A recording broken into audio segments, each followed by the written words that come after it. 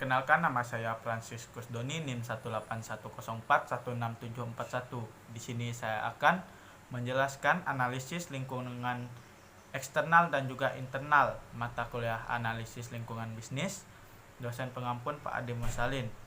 Yang pertama, analisis lingkungan internal perusahaan. Analisis lingkungan internal perusahaan merupakan analisis yang berguna dalam mengidentifikasi kekuatan dan kelemahan suatu perusahaan atas dasar sumber daya dan kapasitas yang dimiliki oleh perusahaan tersebut. Lingkungan internal memiliki dua variabel, yakni kekuatan dan kelemahan. Mencakup semua unsur bisnis yang ada di dalam perusahaan seperti struktur organisasi perusahaan, budaya perusahaan, dan sumber daya. Tujuan dari analisis lingkungan adalah untuk mendapat pengertian, memahami lingkungan organisasi, sehingga manajemen akan dapat melakukan reaksi secara tepat terhadap setiap perusahaan.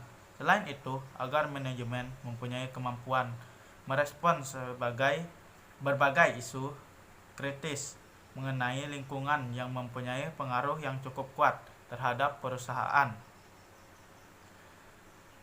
Lingkungan eksternal organisasi. Lingkungan eksternal organisasi merupakan faktor penting yang perlu dikaji dalam penentuan pengambilan suatu keputusan, pengambilan dan pemahaman tentang berbagai kondisi serta dampaknya.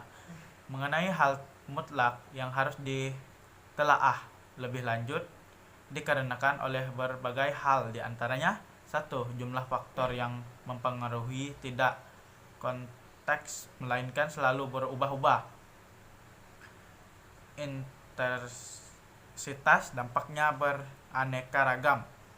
Faktor tersebut bisa menjadi suatu